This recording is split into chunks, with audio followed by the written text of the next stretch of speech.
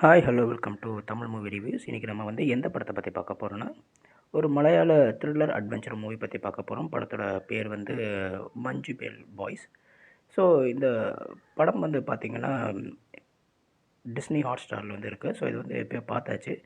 So பார்த்துட்டு நம்ம வந்து ரிவ்யூ பண்ணலாம் அப்படின்ற அந்த ஒரு இதில் தான் இருந்தேன் நான்.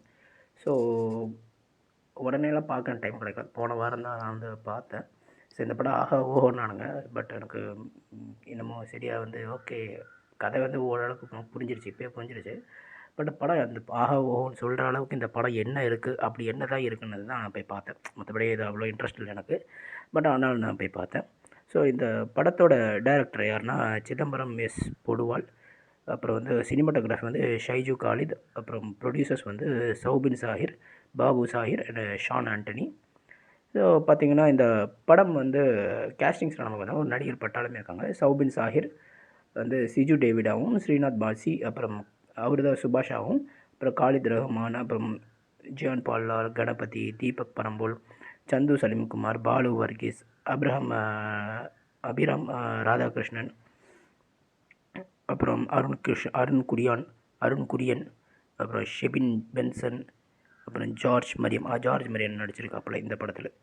ஸோ இந்த படம் வந்து எதை பற்றினா, ஒரு மலையாள இளைஞர்கள், அதாவது கேரளாவை சார்ந்த இளைஞர்கள் வந்து கொஞ்சம் பேர் வந்து டூர் வந்து பிளான் பண்ணுறாங்க. இப்போ எப்படி காலேஜ் ஸ்டூடெண்ட்ஸ்லாம் நம்ம டூர் பிளான் பண்ணுறோம், ஒர்க் பிளேஸில் இருக்கிறது ஆளுங்களை டூர் பிளான் பண்ணுறோம். அது மாதிரி ஒரு கேங் ஆஃப் பீப்புள் வந்து மஞ்சுமேல் அப்படின்ற ஒரு இடத்துல இருக்கிற, கேரளாவில் இருக்கிற ஒரு இடத்துல இருக்கிற பசங்க வந்து டூர் பிளான் பண்ணுறாங்க. அந்த டூர் வந்து எங்கே போகலாம் அப்படின்ற ஊட்டி, கொடைக்கானல் அந்த மாதிரி பிளான் பண்ணப்போ தான் குணா கேவில் போகிறாங்க. ஸோ குணா கேவில் போகும்போது, குணா கேவ்னால் அது வந்து என்ன சொல்கிறாங்கன்னா த டெவில்ஸ் கிச்சன் அப்படின்னு தான் சொல்லுவாங்க. ஸோ அங்கே போனதுக்கப்புறம் தடை செய்யப்பட்ட பகுதி, அங்கே போகக்கூடாது அப்படின்னு சொல்லி போர்டு போட்டோமோ அதையும் தாண்டி இவங்க அங்கே போவாங்க. அங்கே போய் என்னென்ன பண்ணாங்க, ஸோ அங்கே போய் ஒரு குகைக்குள்ளே போய் சுபாஷ்ன்றவர் போய் மாட்டிப்பார். ஸோ சுபாஷுக்கு வந்து பார்த்திங்கன்னா ஒரு நல்ல ஒரு குழி, ரொம்ப ஆழமாக இருக்கிற ஒரு குழிக்குள்ளே போய் விழுந்துருவார். ஸோ அந்த விழுந்ததுக்கப்புறம் அவர் மீட் எடுத்தாங்களா இல்லையா, அவர் உயிருக்கு எதாவது சேதாரமாச்சா இல்லையா அப்படின்றது தான் இந்த படத்தோட மீதி கதை. ஸோ இந்த படம் வந்து பார்த்திங்கன்னா ஒரு உண்மை சம்பவத்தை தழுவி எடுத்த படமாக தான் சொல்லப்படுது. ஸோ என்னை பொறுத்த வரைக்கும் வந்து பார்த்திங்கன்னா இந்த படம் வந்து நம்ம ஓடிடியில் பார்க்கும்போது அவ்வளோ எஃபெக்ட் ஆகலை. சப்போஸ் தியேட்டரில் பார்த்ததுனால, ஒரு வேளை தியேட்டரில் பார்த்ததுனால அந்த நேரத்தில் வந்து பயங்கர எஃபெக்டாக இருந்திருக்கும் போல். ஏன்னா அந்த காடு, அந்த மலை, அதுக்கப்புறம் அந்த குகை, அந்த குகை வந்து பார்த்திங்கன்னா ஃபுல்லாகவே வந்து ஆர்ட் ஒர்க் தான், எல்லாமே செட்டு தான். அந்த கேவ் கட்டுறாங்க பார்த்தீங்களா, அது ஃபுல்லாக செட்டு தான். ஸோ அது வந்து நம்பவே முடியல, செட்டுன்றதே நம்மளால் நம்ப முடியல. அது அப்படியே காமிச்சிருக்காங்க தத்ரூபமாக. ஸோ செட் ஆர்ட் ஒர்க்குக்கு வந்து இப்போ வர வர கேரளாவில் ஆர்ட் ஒர்க்லாம் வந்து பயங்கரமாக இருக்குது. ஸோ கேரளாவில் இருக்கிற ஆர்ட் ஒர்க்ஸ் எல்லாம் வந்து சூப்பராக இருக்குது. இதே மாதிரி வந்து பார்த்திங்கன்னா இந்த படத்திற்கு வந்து கதை வந்து ரொம்ப மும்முரமாக இருக்கும். எப்படி சொல்கிறது, ஸ்க்ரீன் ப்ளே அடுத்தடுத்து என்ன நடக்கும் அப்படின்ற அந்த ஒரு பதட்டத்துக்கு வந்து எந்த ஒரு பஞ்சமும் குறையும் இல்லாமல் வந்து வச்சுருக்காங்க.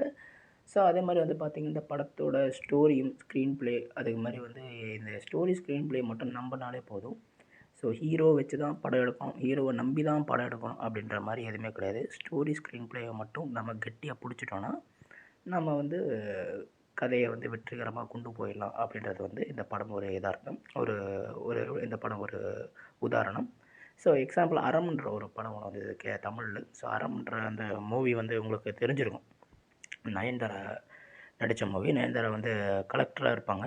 ஸோ குழிக்குள்ளே வந்து ஒரு குழந்தை வந்து விழுந்துடும். அந்த குழந்தை வந்து எப்படி காப்பாற்றுறாங்க அப்படின்றது தான் வந்து இந்த படத்தோட கதை.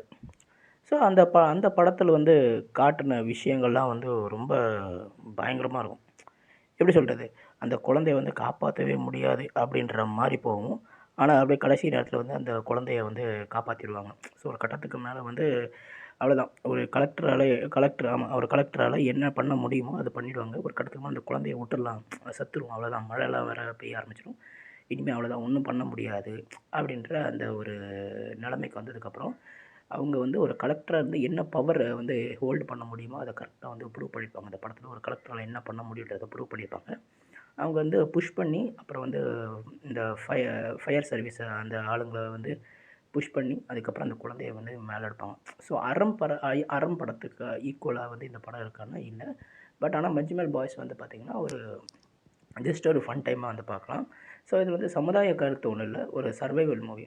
எப்படி சொல்கிறதுன்னா, ஒரு சாதாரண ஒரு சர்வைவல் மூவி தான். பட் அறம் படம் வந்து பார்த்திங்கன்னா சமுதாய கருத்தும் இது மாதிரி சர்வைவல் மூவின்னு தான் வந்து காட்டுவாங்க. ஸோ இந்த மாதிரி போர்வெல்லுக்காக தோண்டிட்டு அதுக்கப்புறம் அதை மூடாமல் அப்படியே போகிற கிராம மக்கள்லாம் வந்து ஸோ இனிமேல் இந்த படத்தை பார்த்து மூடணும்.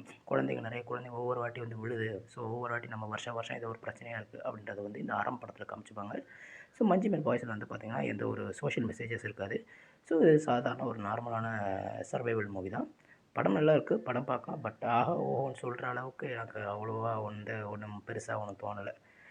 இத்தனை நாள் கழித்து பார்த்ததுக்கப்புறம் என்னமோ தியேட்டரில் பார்த்ததுனால ஒரு வேளை அப்படி இருக்கலாம், பெருசாக தோணியிருக்கலாம். பட் அவ்வளோவா ஒன்றும் இல்லை. அதே அவ்வளோவா இல்லை. படம் பார்க்கலாம், ஒன்ஸ் வாட்சபிள், அவ்வளோதான். ஸோ என்னை பொறுத்த வரைக்கும் வந்து பார்த்திங்கன்னா செட்டு, ஆர்ட் ஒர்க், அப்புறம் கேரக்டர் வந்து செலக்ட் பண்ண விதம், அப்புறம் screen play, story telling, story வந்து கரெக்டாக வந்து கொண்டு போன விதம் எல்லாமே வந்து 100% பக்காவாக இருந்தது. ஸோ என்னை பொறுத்த வரைக்கும் வந்து 5க்கு வந்து 4.5 கொடுக்குறேன். தேங்க்யூ.